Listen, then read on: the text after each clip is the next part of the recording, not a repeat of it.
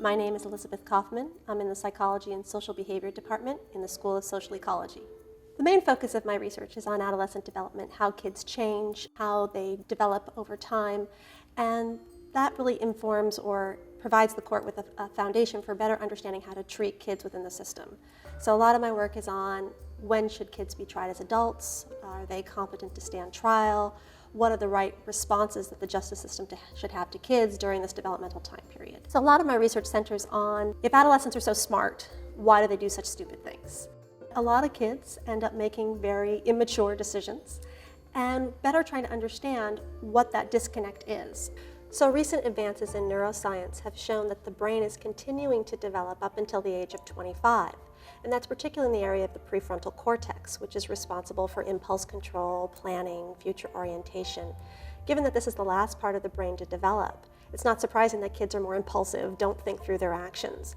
And this is important because in the research we've been doing, we've found that kids are much more responsive to rewards than they are to punishments. For instance, we've been following kids for the past 7 years. These are serious adolescent offenders. These are offenders who've committed very heinous crimes. And a lot of people think that if you've committed a serious crime, you must be a serious offender and that life is over, that this is a person that cannot be rehabilitated. And what we wanted to do was look at what predicts who stops offending, who desists from criminal activity. A lot of people look at the predictors of what gets kids into crime. Very few people look at what gets kids out of crime. One of the things we know from our findings is that as kids mature, the more likely they are to stop offending.